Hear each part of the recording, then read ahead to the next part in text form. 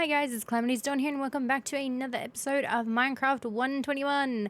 So I actually, after episode 9, because this is 10, I actually went back and decided to definitely go back and do some building like I had said. So one of the first projects I took after coming back from adventuring from the last episode was I went and built a barn. And I actually am really proud of what I built. I went onto Google, just went straight to images to try and get a rough idea of what I wanted, and then I kind of just ran with it. And I'm quite happy with what I managed to build. Now, at this point, I decided I needed a mob farm. I needed one so that we could get extra XP. I don't really need most of the drops, but it's handy to have an extra fill of them anyway, because I will be building some shops around those mob drops. So having extra on hand would be great anyway. So I will put the tutorial down in the description for this this mob farm build. It's probably one that everybody knows how to build, but I've never built a mob farm in Minecraft. So I decided to go and get a tutorial. This one was very quick, simple, easy, and I love finding tutorials from people who make things extremely easy, because then it makes things a lot easier for me when it comes to making my episodes, which is great. And I was actually happy that the person that I followed made most of it out of cobblestone from memory. I could be pulling strings here, but I'm fairly certain they made it out of cobblestone. Which for me, I mean, I have a whole double chest full of cobblestone anyway, so it's pretty good. At this point, I needed to go back up and do the rest of it, so I just thought I'd just jump over to the side and do it that way. I broke most of it down. I actually don't know if that one little pillar of stone is still there now, or if I actually did eventually break it down. I hope I broke all of it down, but I could be very wrong. I am now branching out, and I think this is to make the large square dome that you make for the top half of the farm. You can see me here punching at the stones, and that's just me to make sure that I'm counting the right amount out.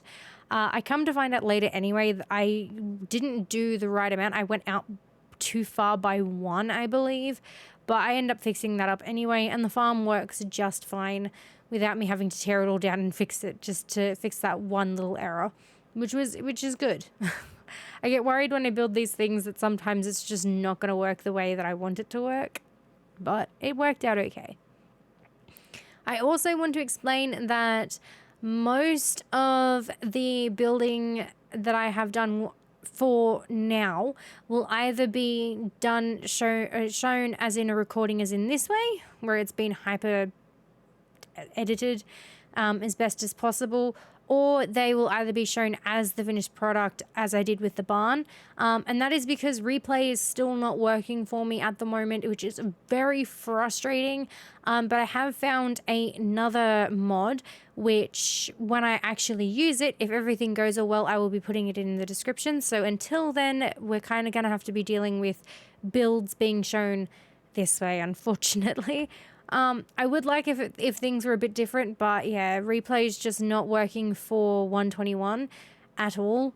I don't know if anybody else is having the same problem. If they are, then I am so sorry that you're having to go through the same thing as me. If you're not, then congratulations. I'm happy that this is working for you, but I've tried everything that I know to do to try and get it to work. I just don't think it's going to work for my version, which is unfortunate. So yeah, we've got some other things that we've got to work around.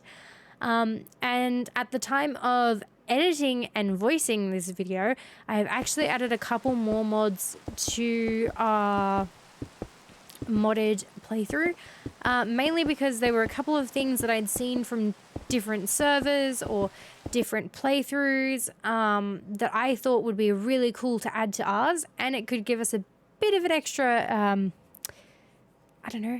extra way to spice up the episodes because I have these other mods. But for the moment, everything's pretty bland. I've got more ideas in the works for how I want to start structuring some of my videos or planning some of my videos. I don't know how that's going to go so far. They're just ideas. Once I'm 100% settled on an idea, I'll go through with it, and I'll let you guys know in the description of whatever video that comes out in, or in the voiceover, whatever happens first. But until then, I've got all these ideas for this series, and I'm jumping ahead of myself to the point where there is a high probability that if I decide to stick with any of these ideas that I have, that videos for our 121 series might be a bit slower. But that is fine, because I did put up in our YouTube page a couple of days ago, weeks ago now, one of the two, that I have new series coming. Some will be long form, some will be short form, some will be highly edited, some will be very plainly edited. It all depends on what the series is. And I hope you guys are excited to have those series in the meantime until I can catch up with more Minecraft and more Stardew, because Stardew's I'm running out. I'm finding now that with everything that I'm doing in Stardew as well, I'm having to record more and more footage and get maybe 10-15 minutes out of it all. So I do apologize, but Minecraft and Stardew videos are very much on this premise of where I might have anywhere between 8 to 9, maybe 10 hours of footage, and I might be lucky to get 15 out. So bear with me. But ideas are coming. Things are in the works. Whether anything happens with it, I hope it does. Otherwise, I'm going to feel real silly afterwards. But yeah, we've got Minecraft at the moment. But I have been spending most of my time either building in Minecraft at the moment, or trying to find other mods that will give us the ability to make time lapses and montages like we did with Replay. But yeah, I don't know. I have an app there, not an app, a mod there at the minute, and I think it's going to do just great, but we just have to wait and see. But we are putting on the final touches of the mob farm, which I am grateful for. I actually have to build a couple more of those at the minute, but I'm not going to. I need to push putting the farms off until I actually really need them, because we have so many other projects to work on. But here I go, showing a little bit of footage of the fact that it did work. I then decided to make some more upgrades to our sword. I then finally had enough Eye of Enders to do our portal frame. Now, I must say that when I found this, I think I may have said it in the episode as well, but when I found this portal, this was the most unlucky I've ever been. I've never ever had a portal spawn for me with only one, with less, none in there at all. Normally I always have one in there at least.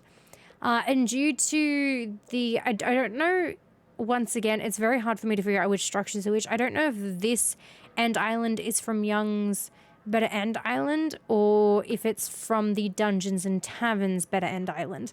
But the whole process of fighting the Ender Dragon at this point is completely different to what I'm used to.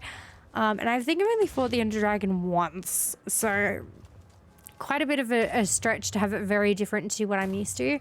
But we have a whole central building here, and to get up to the towers to break the end crystals, it's a bit different. I mean, you can still get up there and get them, but yeah, it took me a bit. I ended up digging this hole here because there were a couple of times where I was trying to pill up to get the end crystals, and I'd either get swooped on severely by the end dragon, or I'd have Enderman attack me.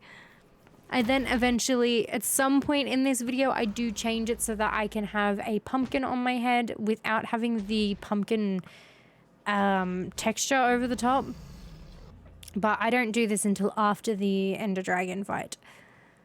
But here I am, somehow managing to hit these shots. Now, I will be honest, I have edited it so we can only see me hit the end crystals directly.